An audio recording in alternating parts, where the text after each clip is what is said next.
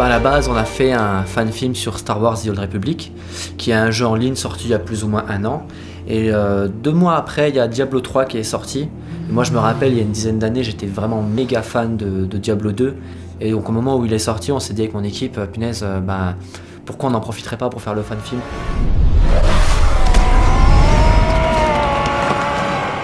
Alors, je m'appelle Yann Salim Abidi, aka CJ Khamsalef. J'ai 6000 surnoms, de toute façon, vous pouvez demander à tous les gens qui me connaissent. Donc voilà, je suis breakdancer, danseur, chorégraphe, on va dire, de métier. Ouais. Je fais ça depuis 20 ans. Donc je suis fondateur du Pokémon Crew. Puis j'ai rencontré Michael, voilà, donc par rapport à la danse, parce que c'est un breaker. Donc je suis venu ici pour faire plein de choses. Et puis je rencontre un gars qui me propose de faire un court-métrage Star Wars. Donc je me suis dit, il va arriver avec 3 bouts de carton, un appareil photo et puis voilà, puis on va se filmer dans la forêt à faire des bzzz avec les bruits avec la bouche. Mais après, en termes de travail, quand je me suis arrivé sur Star Wars, j'ai vu du vrai matériel, des vraies conditions. Puis j'ai vu que c'était quelqu'un qui, quand il faisait quelque chose, il le faisait vraiment à 100%. On va dire, on s'est trouvés, puis on a décidé de partir sur plusieurs projets ensemble, dont Diablo, voilà, le nouveau projet qu'on a fait cette année. Voilà, en espérant que ça cartonne. Pour moi, c'est vraiment tout à fait logique que ce soit lui qui soit le personnage principal de Diablo. Et comme il est un peu schizophrène en vrai, et qu'il y a une dualité entre l'armure et Norek, je pense qu'un schizo, pour jouer le rôle d'un schizo, c'est bien. Donc mon personnage, c'est Norek, donc c'est un paysan avec un passé un peu étrange, qui devient en fait chasseur de trésors et puis qui se retrouve possédé par Bartuk, assoiffé de sang et de pouvoir. Mais il y a quand même le côté humain de Norek qui revient et qui essaie justement de se battre contre Bartuk. Mais c'est un personnage assez complexe et c'est surtout quand il se transforme en un gros bourrin, ma spécialité.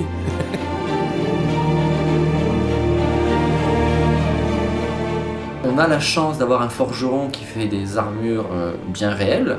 Souvent dans les films, on remarque que le personnage il s'envole avec son armure. Bon, une armure ça fait quasiment 70 kilos. Ça va, Salim ? Oui, ça va très bien. On a demandé au forgeron de nous faire une armure qui fait 70 kilos et qui ne reflète pas. Il n'a pas réussi. Donc... Et comme on tourne une grande partie des scènes sur fond vert parce qu'on n'a pas la possibilité d'aller tourner en enfer, j'ai pas eu les autorisations. On a beaucoup de réflexions, on est obligé de découper image par image le personnage pour enlever le verre en fait, qui est reflété sur son armure. D'ailleurs, on peut voir des images avant et après compositing, et c'est vrai que l'armure était complètement verte. Donc en fait, on a dû rotoscoper la quasi-totalité du personnage. Non mais c'est juste, quand on fait un plan, on le fait pas pour rien.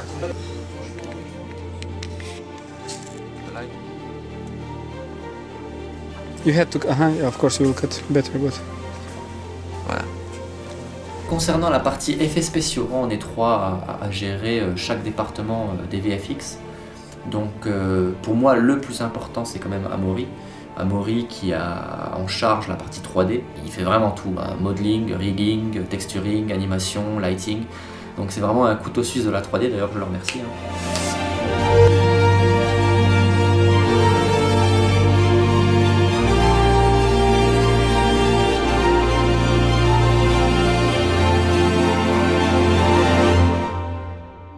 So a lot of these projects start out the same. I get whatever I'm working with the director and I look at the temp music and I check out what he has there.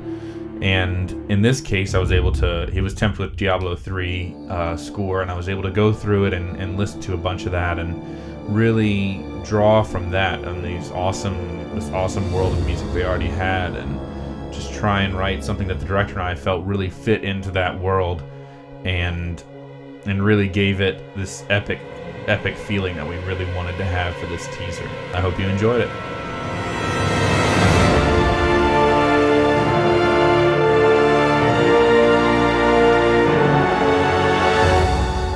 J'avais une scène où j'avais le casque, mais on voyait mon cou, donc on m'avait mis du noir. Et le noir, il s'en allait à force de transpirer, donc ils m'ont mis quoi ? Du gaffeur. Je me suis retrouvé avec du scotch autour de la gorge pendant 4 heures, donc c'était sympa, j'arrivais pas à respirer. Et je me rappelle aussi de Vitalus avec son poing à la lumière, qui était toujours en train de regarder la light, et Mike avec ses doigts. Donc pendant le tournage, je voyais ça pendant tout le long. Voilà, donc c'était sympa, les flickers. C'est toute la journée des flashs dans la tête. Après, il y a juste Diablo qui était un peu relou parce qu'il a mangé tout le catering. Donc on s'est un peu pris la tête. Mais vu qu'il y a une scène finale d'un combat de moi et lui, on réglera ça à ce moment-là, je pense. Voilà. Après, le plus gros truc aussi enfin, où ça c'était marrant, mais j'ai flippé un peu, c'est quand je suis tombé en arrière. J'étais sur le dos avec l'armure, je devais faire mimer le saut dans les airs. Sauf qu'à un moment, je me suis senti partir en arrière. Donc bon, je me suis dit, je vais tomber de 20 cm, c'est rien. Sauf que l'armure, elle était un petit peu piégée, c'est-à-dire j'avais des espèces d'arceaux, enfin des espèces de lames de rasoir sur les épaules. J'avais des pics qui sortaient de mes coudes, des pics qui sortaient de mes mains. J'avais une lame de 20 cm qui sortait de mon poing. Quand je suis tombé sur le dos, je me suis dit, il y a un truc qui va me traverser le corps. Donc finalement, il y a eu plus de peur que de mal, c'était rien. Mais j'ai un peu pété l'armure, quoi. Mike, c'est quoi, tu sais, quand je le fais sans épée, je suis bien. Bah ouais, t'as plus d'épée. On change de sens. Le forgeron va être content. Bon. Join my army of the dead.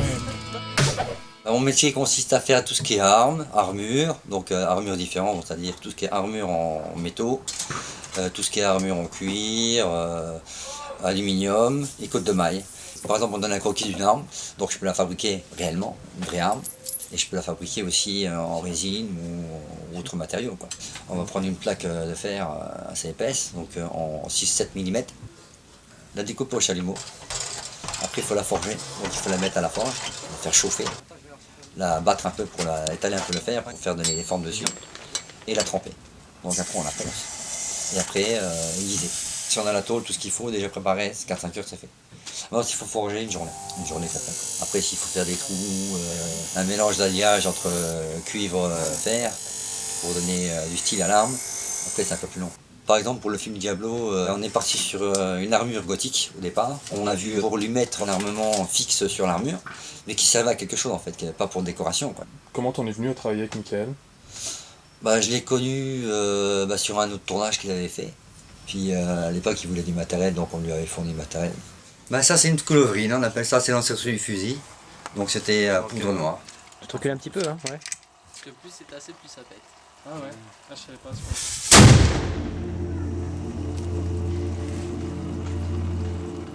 J'ai la chance d'avoir un énorme soutien matériel via Access 7, qui est une société de location de matériel au Luxembourg, qui nous prête vraiment tout ce qui est machinerie et effets spéciaux, réels finalement.